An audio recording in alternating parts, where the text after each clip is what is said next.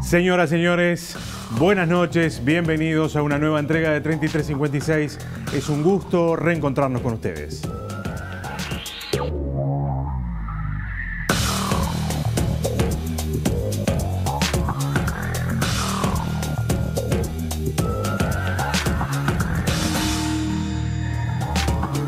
Está comenzando el ciclo electoral 2019-2020 y obviamente 3356 va a participar en el debate público que hay en torno a este tiempo que se abre. Obviamente primero vienen las internas, donde cada partido político definirá quién representará y quién irá a las elecciones del mes de octubre. Después vendrá octubre, después probablemente tendremos noviembre, así que todo el ciclo electoral, obviamente después vendrán las elecciones municipales del 2020. Todo el ciclo electoral, con todos los actores, va a estar aquí reflejado en 3356 también. Vamos a comenzar con la primera entrevista a precandidatos de este 2019. Es precandidato por el Partido Colorado. Es senador de la República, nos referimos a José Amorín Valle, que lo conocemos en este primer tema.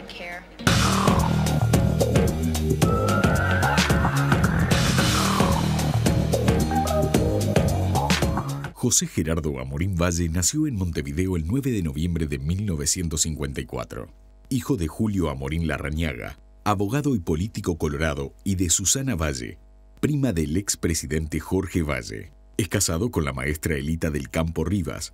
Tiene 3 hijos varones y 2 nietas. Es egresado de las facultades de Derecho y de Ciencias Sociales. Se destacó de la Universidad de la República por su interés en la economía política, primero como estudiante y luego como profesional. Actualmente colabora en la Cátedra de Economía en la Facultad de Derecho. Entre 1977 y 1980 se desempeñó como procurador en la División Jurídica de la Universidad del Trabajo. Luego ingresó como abogado al Instituto Nacional de Colonización, donde fue designado en el año 1984 como director del Departamento Jurídico. Fue secretario letrado del Directorio de la Administración Nacional de Puertos, ANP, durante los años 1986-1987.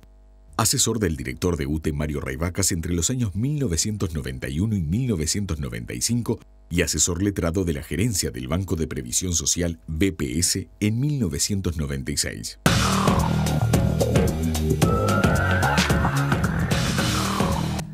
En este segundo tape vamos a ver cuál ha sido el recorrido político de José Amorín Valle, que lo pone hoy como uno de los precandidatos del Partido Colorado.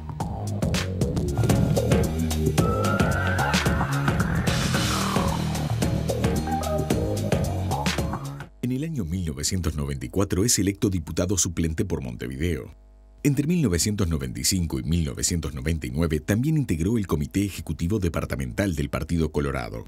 Se presenta a las elecciones internas del Partido Colorado celebradas en abril de 1999, encabezando la lista 15-15-15, que apoyó la candidatura de Jorge Valle. Esa lista resulta la ganadora de dichas elecciones y la más votada del país, con aproximadamente 38.000 votos. En las elecciones nacionales del año 1999 resultó electo como representante nacional por el departamento de Montevideo. Ingresa a la Cámara de Diputados en el periodo 2000-2005. En el año 2004 es nombrado presidente de la Cámara de Diputados. En octubre del mismo año, el presidente de la República le confía el Ministerio de Educación y Cultura, ejerciendo tal ministerio hasta el 1 de marzo de 2005. En las elecciones internas de 2004 resulta nuevamente ganador y su lista la más votada del sector. Por segundo periodo consecutivo resulta electo como representante nacional por el departamento de Montevideo en octubre de 2004. En el año 2005 asume como diputado por el departamento de Montevideo, periodo 2005-2010. Integra la Comisión de Hacienda y es coordinador de la bancada de legisladores de la lista 15. Integra el Comité Ejecutivo Nacional del Partido Colorado de forma ininterrumpida desde el año 1999. En el año 2007, el diputado Amorín fue designado para representar a la lista 15 en las elecciones internas de 2009 y obtuvo el 17% de los votos de su partido, quedando en segundo lugar, detrás del doctor Pedro Bordaberry. De cara a las elecciones de octubre, Amorín Valle encabezó la lista al Senado del nuevo sector Propuesta Vallista y resultó electo. En 2014 volvió a ser electo senador, banca que ocupa hasta la fecha. hoy se presenta como candidato en las internas del Partido Colorado que tendrán lugar el último domingo de junio.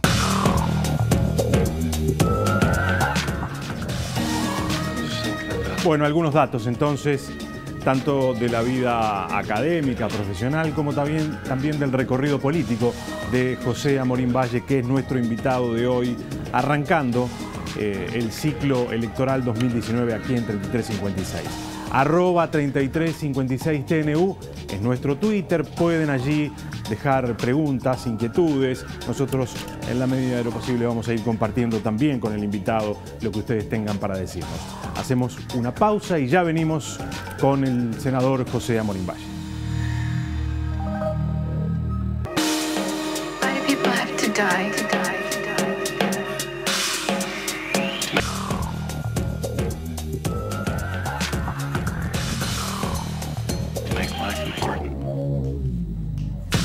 Estamos en vivo, señores, para todo el país aquí en Televisión Nacional. Senador José Amorín Valle, gracias por acompañarnos. Al contrario, gracias por la invitación. Y arrancando este ciclo electoral, si se quiere, decíamos, nos va a llevar hasta el 2020 cuando termine el ciclo. Largo, ¿no? Bueno, largo. Muy largo. La reforma del sistema electoral generó esta especie de monstruo, que es larguísimo, que arranca a finales de un año y termina a mitad del otro. O sea, pasa un año en el medio, a su vez. Y al final la gente está cansada, y nosotros también. Sí, claro. Digo, es un periodo... Y además hay una dilapidación de recursos económicos. Enorme. Brutal. Enorme. Sí, digo, cada cual como puede, ¿no? Sí, bueno. Algunos más y otros menos. Pero es un periodo largo. ¿Habrá que estudiar esto? Yo creo que sí. Yo creo que en su momento separar la elección departamental fue una cosa importante, porque permitía dos cosas. Hasta antes de esta reforma, uno tenía que votar al candidato a presidente y al candidato a intendente del mismo partido. No se podían cruzar los votos. Exacto. Acá se separan las elecciones y bueno, tiene como cosa positiva que en la elección de mayo del 2020 se habla mucho más del tema departamental. Que si no, cuando se hacen juntas, a veces pesa más lo nacional. Se diluye un poco. Pesa más lo nacional que lo departamental. No sé si tanto, pero un poco más puede pesar. Pero sí, yo creo que llegó el momento de ver si podemos acortar esto, hacerlo más racional y gastando mucho menos. ¿Seguir con el sistema de doble vuelta? Doble vuelta sí, doble vuelta me parece bien. A mí me parece que es un sistema positivo porque permite gobernar. En definitiva, entre la primera y la segunda vuelta uno lo que hace es, digamos, los dos que llegan primeros tratan de ver cómo obtienen las mayorías parlamentarias para presentarle a la gente un plan de gobierno con mayorías parlamentarias. Claro.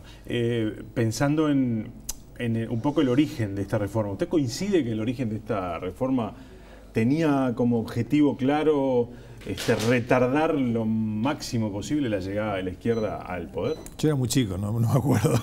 No era tan chico. No. Recién veíamos en el TV hace rato que usted está... No, pero en el 96 no estaba metido, claro. no estuve en la reforma esa.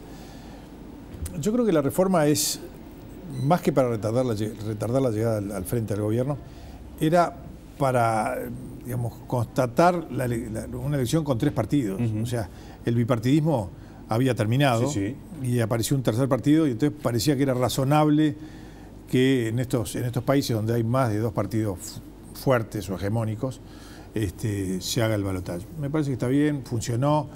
Había mucha gente a favor, inclusive gente del Frente Amplio que estaba a favor, que a último momento, bueno, hubo unos líos internos, pero la reforma transparentó una cantidad de cosas. Sí, líos internos que generó una crisis importante en el Frente Amplio, ¿no? Muy importante. Digo, la ida de Sereni... Se fue de la presidencia del Frente Amplio, nada más. El líder histórico. Exacto.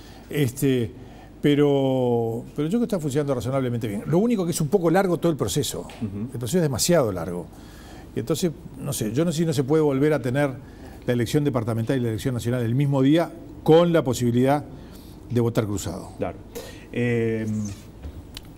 Hace un par de días apareció una encuesta y arranco por esto porque vamos. Es nuevo, tiene que ver con una discusión que se está dando en el país desde hace un tiempo ya y es sobre la confianza que las empresas encuestadoras han generado o no en la ciudadanía, en los actores políticos, a partir de algunos problemas que han tenido.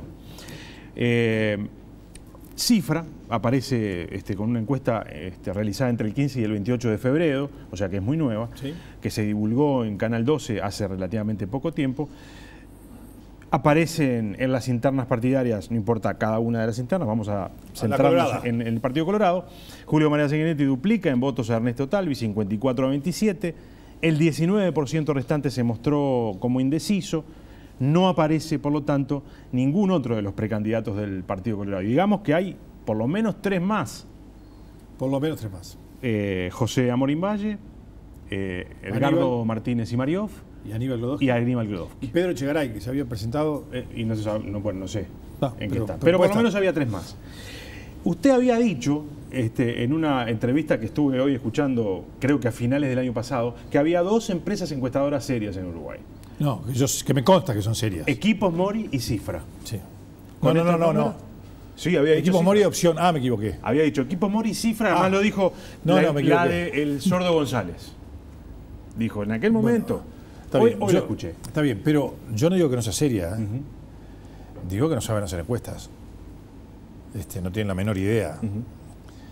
En realidad, el Sordo González, que era un hombre serio, sin lugar a ninguna duda, claro, era un hombre serio. Y además, bueno, precursor de las encuestas, conmigo se equivocaba feo. A mí me daba el 7% y sacaba el 27%. Feo se equivocaba. Sí, sí. Es más, para demostrar su honestidad, y esto lo digo acá, en la primera interna que yo participé, éramos Pedro Bordaberry, Hierro y yo. Cuando termina, después dice, bueno, el resultado final, Bordaberry X, Hierro 14, Amorín 9. Ya cuando tienen los datos de distintos lugares. Y no, saqué yo, le gané yo a Hierro. Claro. Y en todas las encuestas daba Hierro arriba mío. Y la realidad fue otra. O sea, se equivocan. Ahora, que me dé 0% a mí, yo le voy a decir una cosa de mínima lógica. El Partido Colorado vota en la interna 140.000. Sí. En las últimas dos votó 140.000, puede votar 150.000, 160, 130. Claro. Eso es lo que va a votar. En Salto hay 19.000 votos. Eso fue en la última interna.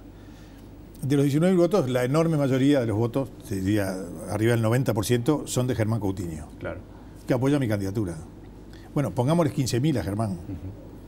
Si hay 140.000 votos... Eso es el 10%. Eso es más del 10%. En un departamento solo. Si no votara en ningún otro lado, voto más del 10% en Salto. Pero en Artigas está Signorelli, voy a ganar con Martín Pérez. Tenemos un gran candidato en Rivera, que es probable que no gane, pero estuve el otro día en un acto, buenísimo acto, Mauricio González, Los Amaro en Florida, en Canelones vamos a votar muy bien. O sea, la realidad es que yo creo que no saben hacer encuestas. La justificación de Mariana Pomies, que es la actual directora de Cifra, es que bueno, fue una encuesta abierta, donde no se le ponían nombres arriba de la mesa a los encuestados, y cada uno tenía que decir el nombre, y el nombre de Amorín Valle no apareció. Justifique lo que justifique, esa encuesta es un error gigantesco. Gigantesco. Ahora, y esto, a ver, yo lo convido a una cosa, que me invite a mí después del 30 de junio. ¿Este programa va a seguir? Sí, claro. Vamos a hablar de las encuestas después del 30 de junio. Sí. Esperemos. No, va a seguir. Invítenme a hablar sobre las encuestas después del 30 de junio. Yo voy a venir porque le adelanto de ya, para que usted tenga claro. Seguro que voy a votar bien arriba del 30% del partido. Me pongo un piso. Voy a anotarlo. Anote. Amorín 30%. Dice, piso. Pienso votar bastante más. Piso, 30% para jugar tranquilo, seguro. Yo lo anoté y lo vamos a invitar. Nosotros, de hecho, el año pasado hicimos un programa especial con las encuestadoras donde pusimos arriba de la mesa una preocupación que legítimamente tienen los ciudadanos y también los actores políticos. Y de hecho ellos reconocieron, todos, que no se pueden vinieron. Bueno, no que no se puede medir, sino que hay algunos problemas metodológicos que no están logrando medir con exactitud. Un hombre serio. Sí. Serio, totalmente. Suárez Navar. Sí. Serio y además va a ir mejorando. Porque cuando él se equivoca, se preocupa y mejora. En la encuesta, en la interna pasada me dio 3%. Saqué el 27%. Equipos Mori, seria, con un hombre serio que además trabaja bien y que va a ir mejorando. 3 me dio. Antes de mostrarle algo que tengo, porque tiene que ver con esto, lo preparamos porque tiene que ver con estos resultados que se daban y este debate que se dio sobre las encuestas. Lo que está claro es que le genera complicaciones a un candidato que las encuestas lo tratan así. Cada vez... Porque Porque hay que pedir apoyos, Claro. hay que pedir apoyos económicos. Claro, también. cuando tengo que pedir apoyo económico a alguien, tipo, dice, como quemarla. Exactamente. La tiro. O sea, genera un Sí, claro. problema esto, ¿no? Sí, genera, sí. Genera un problema, y genera un problema con esos dirigentes que no han tomado decisión. Hay tipos que lo que dicen, ¿con qué haga? Y dice, este tiene 50, este tiene 0, pues con el 50. Es Ahora, lógico. se toman decisiones entonces así, digamos, ¿y dónde quedan las convicciones? ¿no? Ah, no, pero bueno, alguna gente las toma así. Yo tengo una estructura muy fuerte. ¿Por qué dice la gente que a Amorín le va a ir bien en las? ¿Y por qué dicen los encuestadores? Miren, es capaz que está mal, porque Amorín tiene una estructura muy fuerte en todo el país. Bueno, pues ya hace 20 años que estoy trabajando. Y hace 20 años que hay un montón de gente que confía en mí. Y muchos son los mismos, de hace 20 años. Sí, sí. Y ahí muchos me dicen, ah, Pepe, pero qué vivo, vos porque tenés una estructura muy fuerte. Yo, sí, pero la estructura no me la gané en una rifa. Sí, sí. La estructura se gana con convicciones, con seriedad, manteniendo la misma línea. Hay políticos que cambian, ¿no? Y a veces son más divertidos los políticos que hacen esos cambios, porque uno dice, vamos a entrevistarlo a ver cuál es el cambio. Sí, sí. Yo no, yo soy colorado y de la 15. La primera vez que voté, que fue en el 84, voté al doctor Sanguinetti, que era el candidato de la 15. Voté toda mi vida de la 15, y dentro de 10 años, esté o no en la actividad política, voy a ser colorado y de la 15, porque es una forma de ser. Alguien, aprovechando esta coyuntura y estos datos que mostraban estas encuestas, uno de los precandidatos hizo algunas declaraciones que a mí me parecieron que se salieron un poco de tono en el marco de cómo venía siendo la campaña del Partido Colorado. Se lo quiero hacer escuchar, Sí. para que, bueno, en todo caso también reflexionemos sobre eso.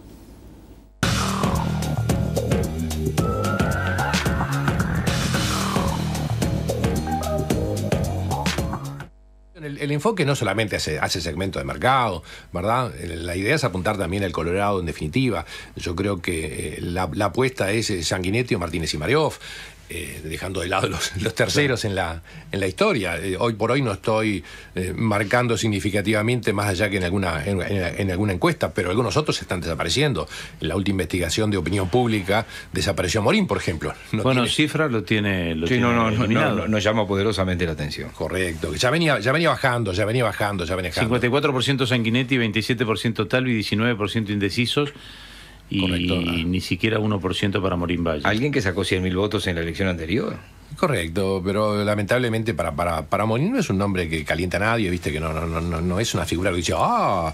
Y la gente se arranca las ¿Y vestiduras. cuál es tu ¿no? diferencia con el resto? ¿Cuál es tu diferencia?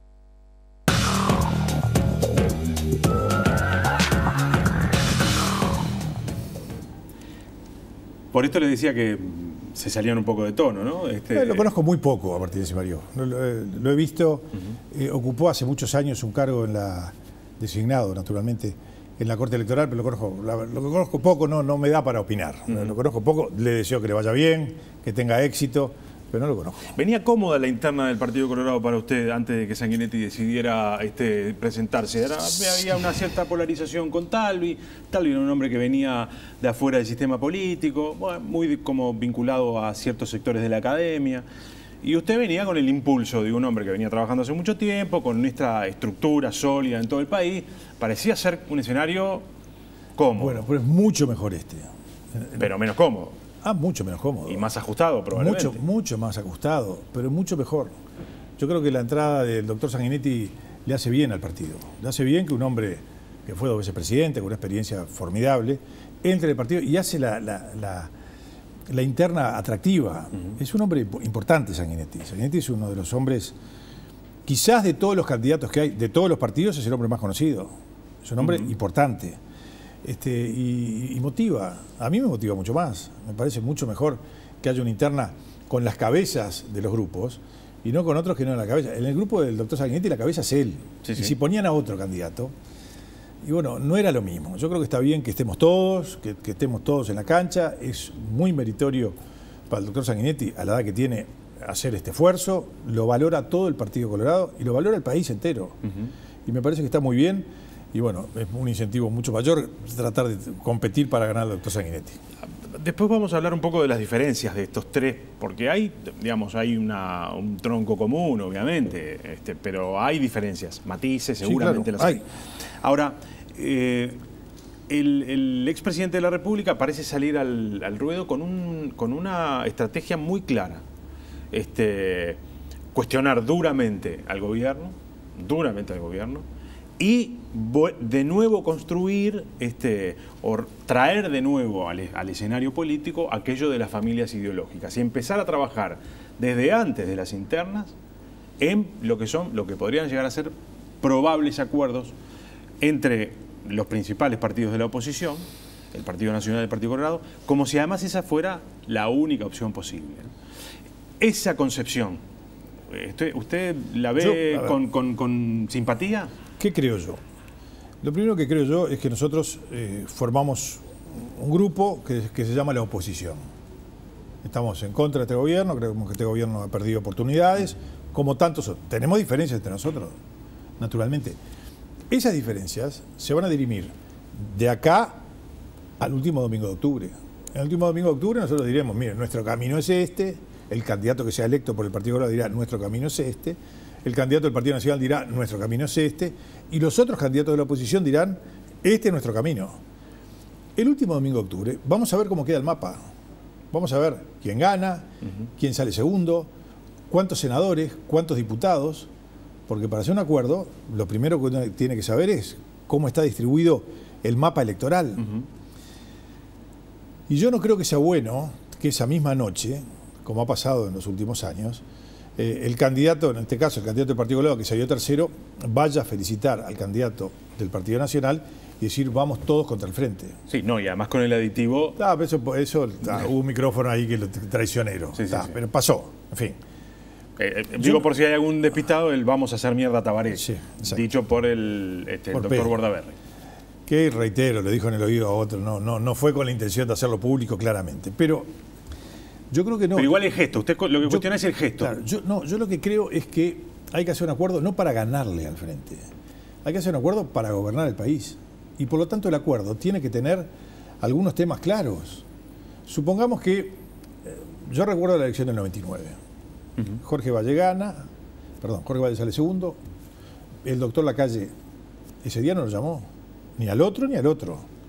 Yo estaba en la casa del doctor Valle cuando el 2 de noviembre Jorge llama a Lacalle y se encuentran otro día y dice, bueno, para gobernar tenemos que hacer estas cuestiones, tenemos que hacer cambios en esto, cambios en esto. Hicimos un programa que se firmó el 9 de noviembre y era un programa para gobernar, no un programa para ganarle al frente. Lo que tiene que hacer el próximo gobierno es gobernar. Acá hay algunos cambios importantes que hacer.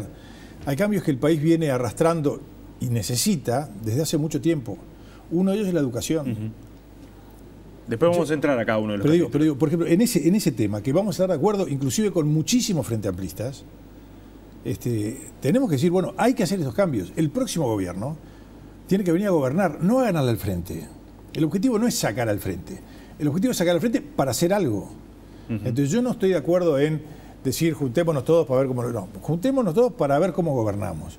Sí me parece lógico. ¿Dentro del Partido Nacional con quién le resultaría más cómodo acordar? Con el que gane. Con el que gane. Sí, con el que gane. Nosotros en el Senado somos 30 senadores y una vicepresidenta. Y tenemos una relación cercana con todos, de todos los partidos. Nosotros podemos ser muy duros en las ideas y podemos discutir con mucha fuerza. Lo han visto. Yo me he enfrentado duramente con algunos senadores del Frente Amplio, duramente, pero no con las personas. Me parece que hay que saber diferenciar esto. Así que yo con los candidatos del Partido Nacional, con los que conozco, algunos no conozco, ¿no? A Sartori no lo conozco, hablé por teléfono un día, pero no lo conozco. Pero con los candidatos del Partido Nacional tengo una relación diaria, nos conocemos bien. ¿Cuántos miles de dólares he gastado en la campaña para que lo conocieran? Y usted dice públicamente que no lo conoce. No lo vi, Si lo veo por la calle lo ubico. Ahora sí. Ahora sí. A ver, hay una pelea, hay una disputa a esta altura histórica en el Partido Colorado por a ver quién tiene la exclusividad del ballistómetro, ¿no? Bueno, pero hoy somos todos ballistas.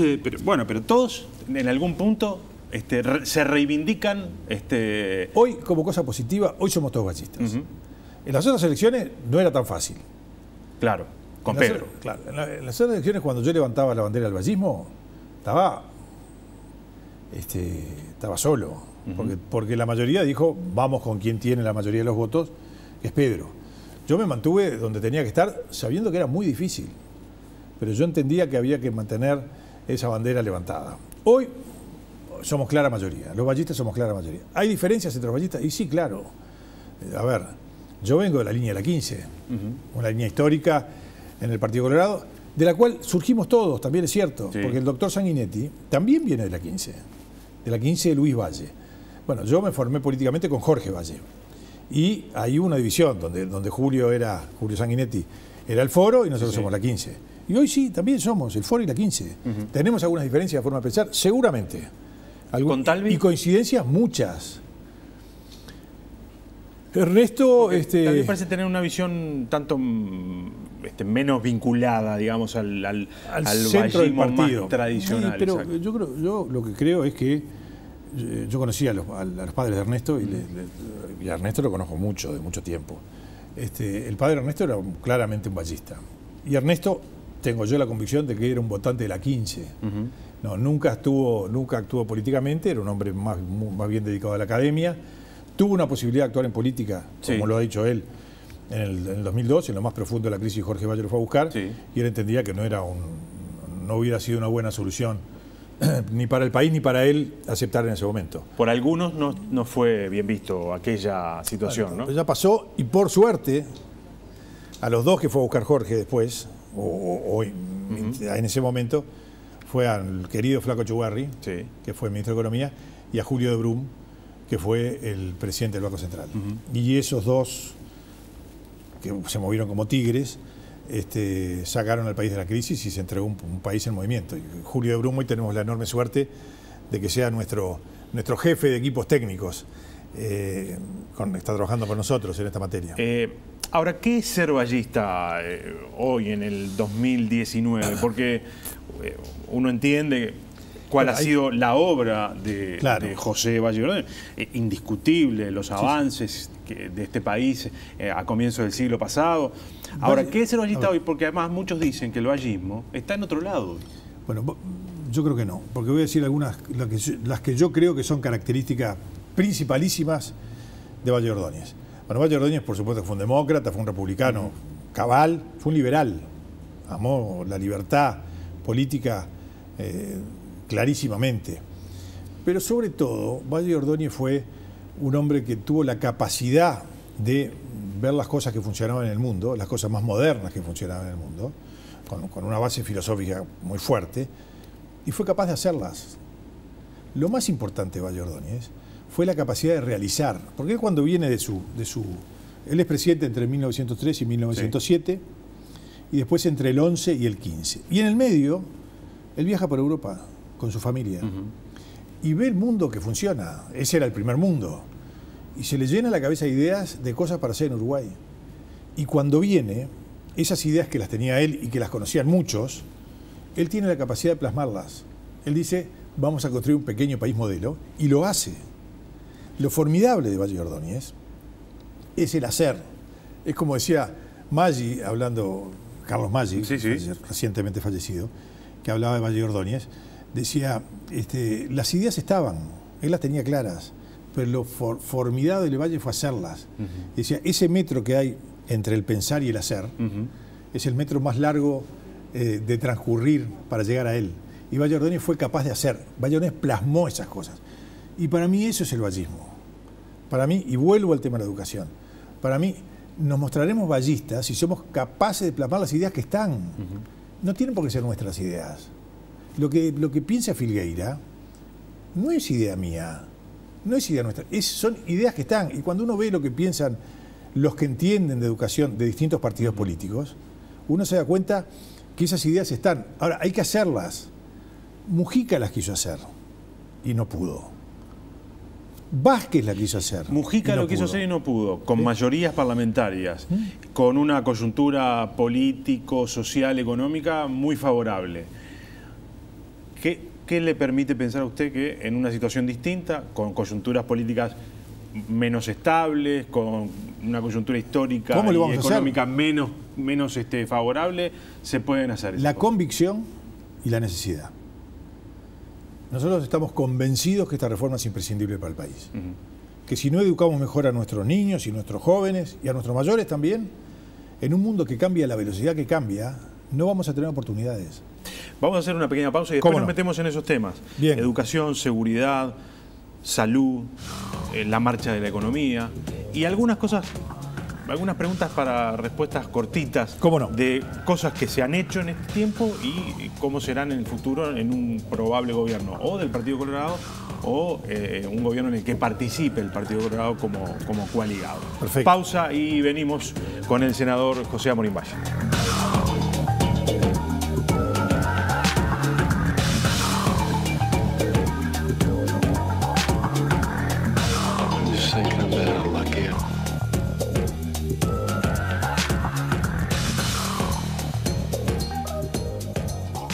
Seguimos en vivo para todo el país, señores, con el senador y precandidato colorado José Amorín Valle.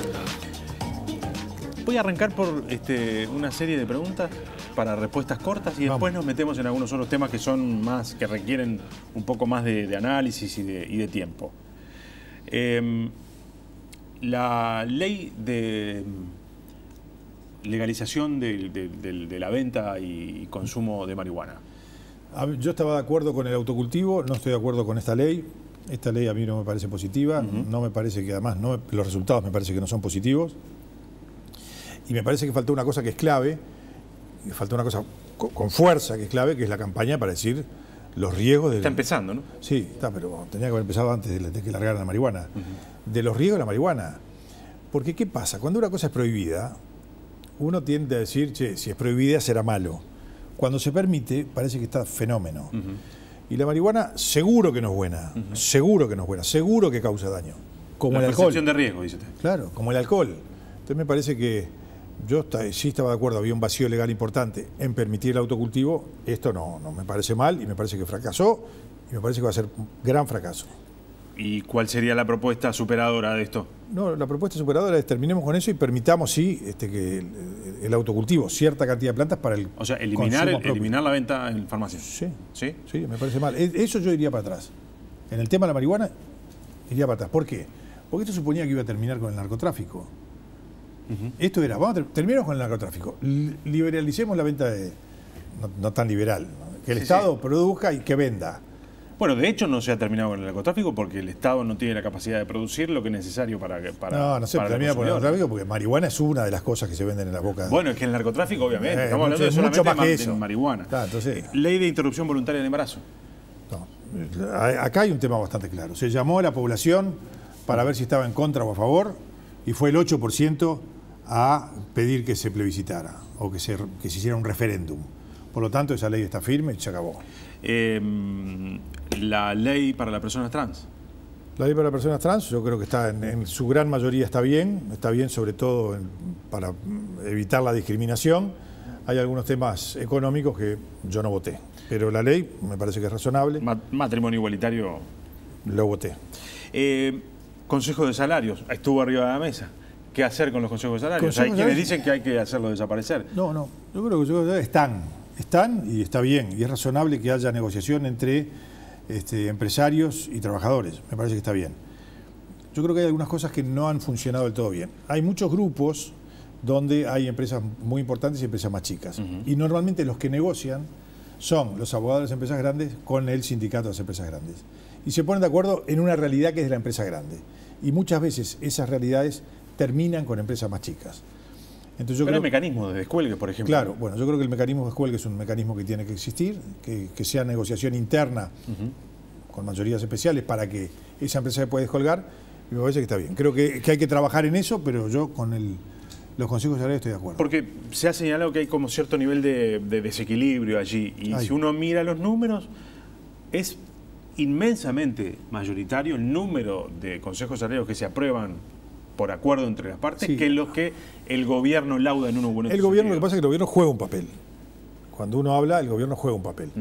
Pero, va bien, yo creo que el Consejo de Salarios con un gobierno que sirva para mediar y que las cosas funcionen, está bien. Yo he trabajado hace muchos años en los primeros consejos salarios. En el gobierno de Sanguinetti hubo consejos salarios. Sí. Yo trabajaba ahí, trabajaba como asesor, ¿no?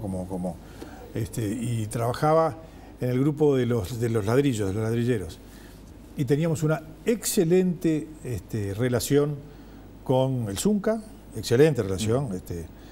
Muchas veces festejábamos los acuerdos con un asado en el Zunca, hace tiempo que no voy, pero tenía en el fondo un lugar agradable para estar, con un señor que falleció, que se llamaba el Canario Torres, que era un referente del Zunca, con quienes por teléfono llegábamos a acuerdos importantes para que pudiera seguir funcionando todo.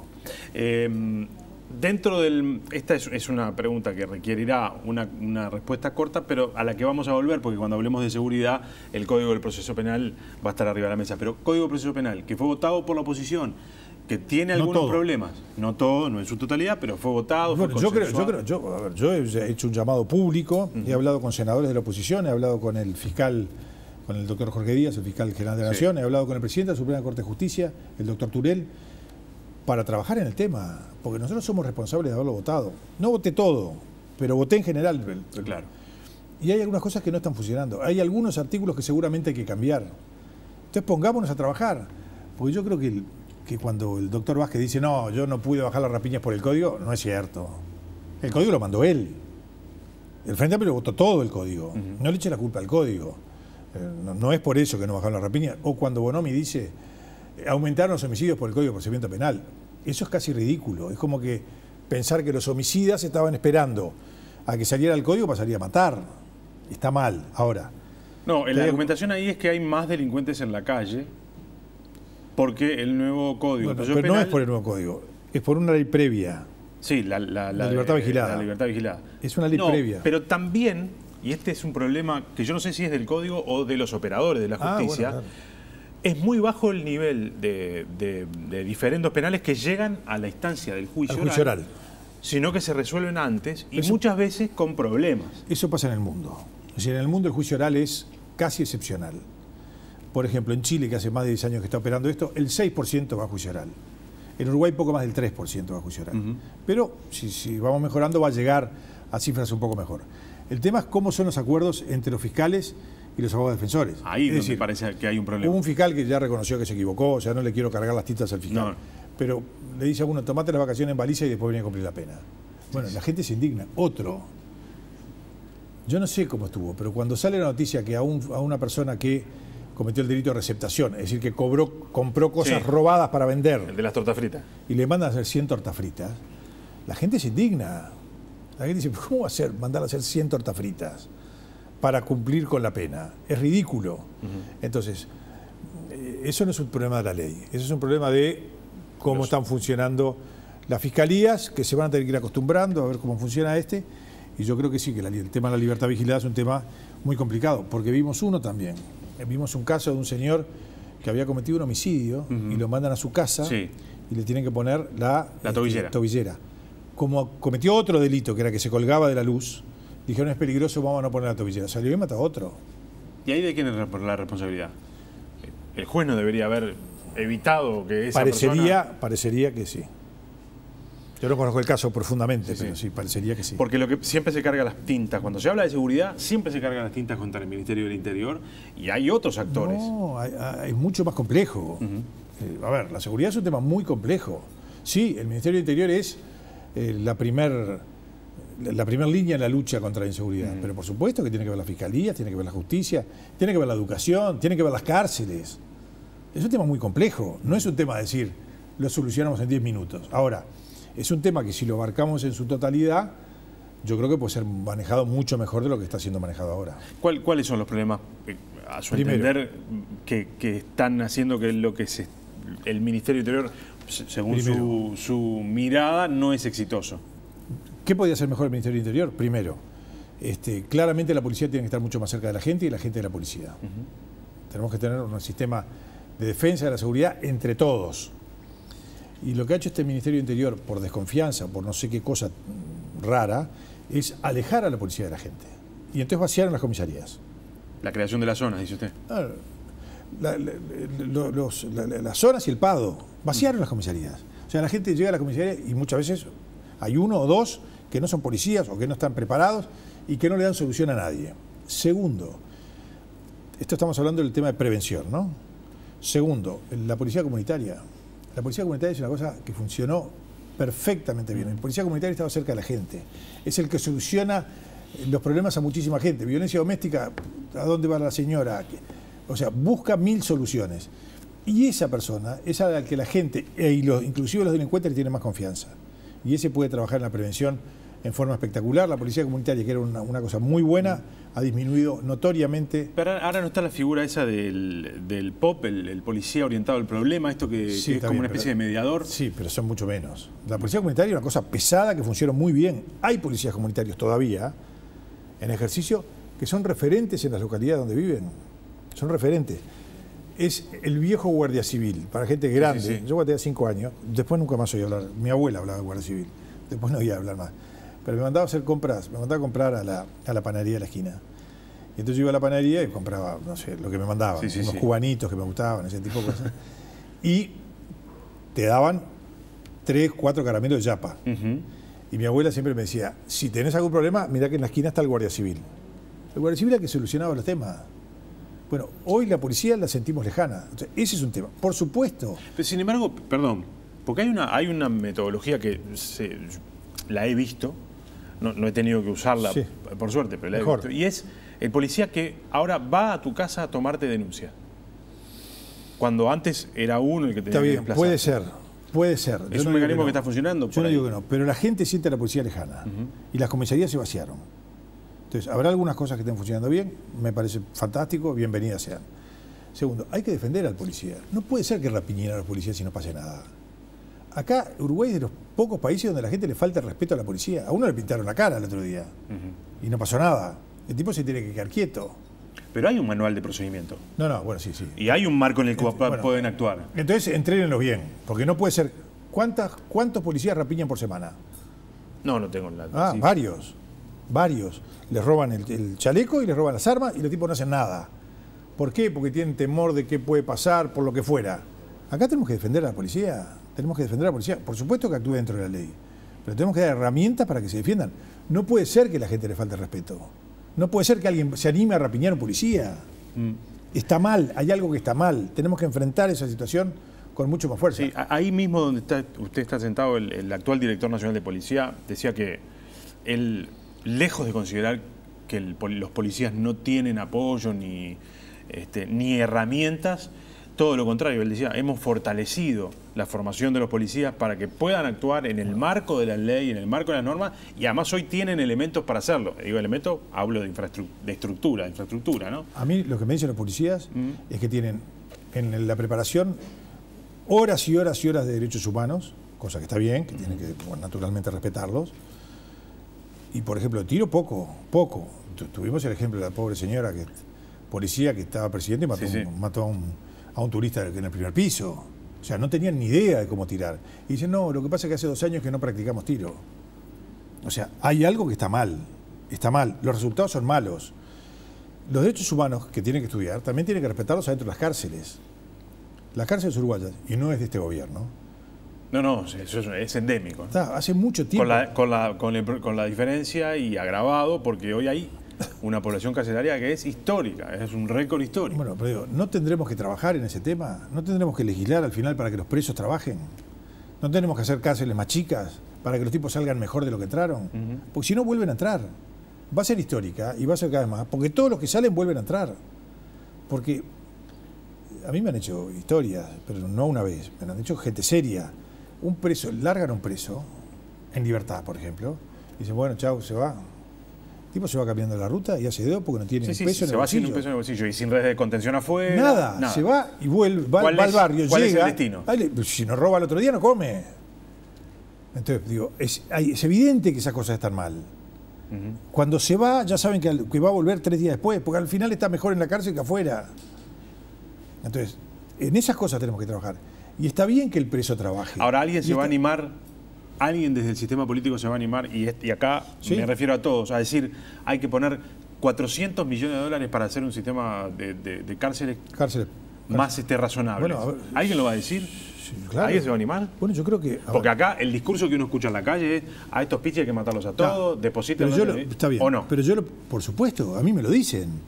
Pero yo lo primero que le digo es, bueno, mira, primero, desde el punto de vista de lo que debe ser, a una persona es condenada a ser privada de libertad. Solamente. No privada de libertad en las peores condiciones. Y estoy de acuerdo que cumpla toda la pena. Que no lo larguen, no, que cumpla la pena. Pero no en las peores condiciones, normal. Perfecto. Segundo, le digo, sé un poquito egoísta, porque te voy a explicar cómo son las cosas. Hay 11.000 presos en Uruguay. Van a salir. Todos los años entran y salen entre 4 y 6.000. Si los que salen, el 70, el 80%, no sé cuánto, el 66% son reincidentes, pero seguramente muchos más cometen delitos y no los agarran. Si todos vuelven a reincidir es una tragedia. Ahora, en los países que las cárceles funcionan bien, el 30% reinciden. Así que de los que salen, muchos no van a volver a cometer delitos. Hacelo por vos, hacelo para tener una sociedad que funcione mejor, con menos delincuentes. Entonces, eso hay que hacerlo. ¿Cómo hay que hacerlo? Hay que hacerlo con inversión privada. Porque acá hay un drama que las cárceles... termina siendo siempre inversión de todo, porque después la tenemos que pagar.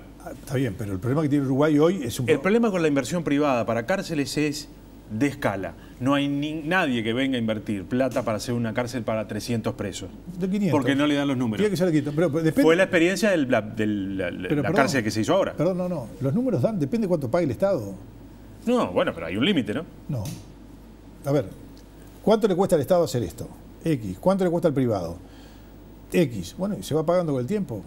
Está bien. La experiencia indica que mire, acá lo que hay es una cantidad de personas. La pura realidad es esto, porque yo he participado en congresos, que por tema ideológico dicen los privados no pueden hacer cárceles. De ninguna manera. Bueno, pero se hicieron, bueno, entonces hay una. Sí. Y el que vino a invertir no le servía hacer cárcel chica. Porque no le daban los números. Porque para ellos es un negocio. Para el país no es un negocio. Obvio que es un negocio. Porque si no nadie va a venir a hacer una cárcel. Por eso. Pero depende cuánto le paguen. No le sirven los números si le pagan esto. Si le pagan esto, le sirven. Sí, claro, también. Claro, depende de cuánto le paguen. Pero hay que aumentar el gasto. Perdón. En la cárcel. El Uruguay hoy lo que tiene un problema... El problema económico que tiene el Uruguay hoy es el déficit fiscal, que es un déficit enorme. Entonces el Uruguay no puede seguir gastando. El Uruguay lo que puede hacer es hacer este tipo de cosas con plazo. Es distinto. Esas cosas se pueden hacer. El Uruguay tiene un problema serio de déficit. Serio. Quizás, desde el punto de vista económico, es el problema, desde el punto de vista macroeconómico, es el problema más grande que tiene. Desde el punto de vista de sentimiento de la gente, el peor problema que tiene es la falta de trabajo. El empleo. Lejos. Y se empieza a ver hoy en todos lados. Sí, igual los números dicen otra cosa, ¿no? Se conocieron los números de enero, 8,4, que es menor al enero del 2018. Perdón, se perdieron 50.000 empleos de este gobierno. De 300.000 que se generaron en los últimos 15 años, ¿no? Los últimos 5 años se perdieron 50.000. Casi 60. Casi 60. Entonces, eso se empieza a sentir. Yo lo siento porque mucha gente cree que nosotros tenemos solución para el desempleo. Y a mí viene gente a mi despacho y me dice, no habrá un trabajito para mí. No hay. Acá lo que hay que hacer es que se vuelva a invertir. Porque Uruguay tuvo entre el 2003 y el 2015 crecimientos históricos. Crecimos a cifras fenomenales. Sí. ¿Por qué crecimos? Porque hubo una inversión muy importante en distintas áreas. Pero yo digo algunas, por ejemplo, en forestación. Se hizo una ley en el año 1987, que fue la ley forestal, que permitió una inversión fenomenal en los campos y que después de que crecieran los árboles, todos sabíamos que iba a venir aserraderos y plantas de celulosa. Ha sido una revolución en el Uruguay. Uruguay exporta bastante más de $1.000 millones por año de celulosa. ¿Y qué otro tema fue bien importante? La agricultura.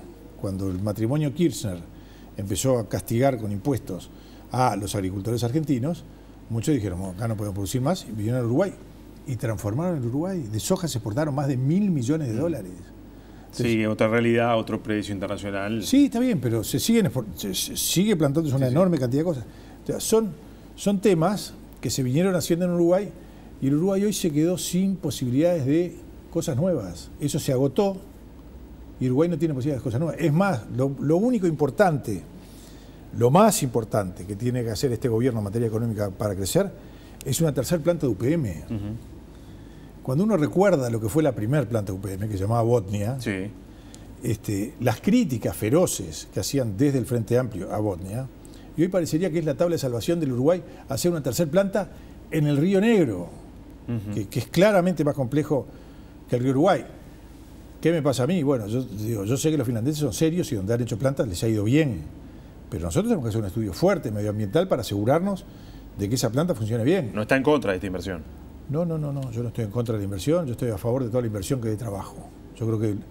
Y además los finlandeses nos abrieron los ojos. Porque lo que le pidieron los finlandeses a Uruguay es lo que le pide cualquier empresario al gobierno. Los finlandeses le pidieron infraestructura. Haceme la vía del tren hasta el puerto, porque si no, no me instalo. Que es lo que le pediría cualquier empresario de Uruguay. Uruguayo que trabaje en el interior. Necesito carreteras mejores, por favor. Le pidieron zona franca, o sea, facilidades para los impuestos, que es lo que le pediría cualquier empresario uruguayo. Le pidieron paz sindical para que no se pueda ocupar la planta. ¿Por qué le pidieron eso? Porque ven lo que le pasó a Montes del Plata. Montes del Plata tuvo problemas sindicales del primer día hasta el último, demoró la planta mucho más tiempo en hacerse y costó muchísimo más caro.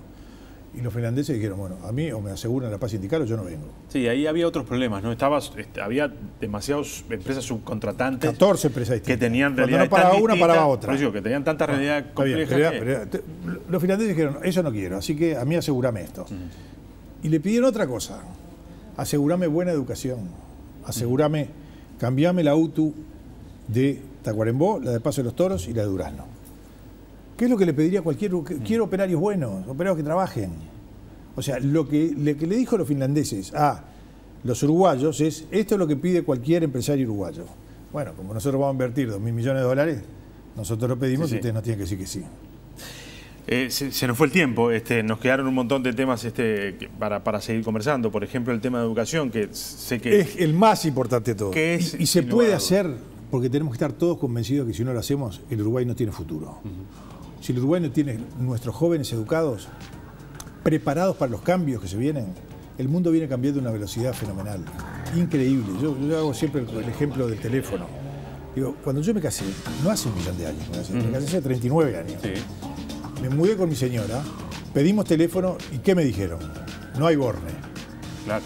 No hay borne. Otro mundo, ¿no? Yo quería llamar larga distancia a algún lado. Tenía que dejar 210 y me decían larga distancia. Operadora, claro. ¿Qué demora hay a Minas? 4 horas. Y urgente 2. Para hablar con Minas yo me tenía que quedar al lado del teléfono 2 horas hasta que me llamaban.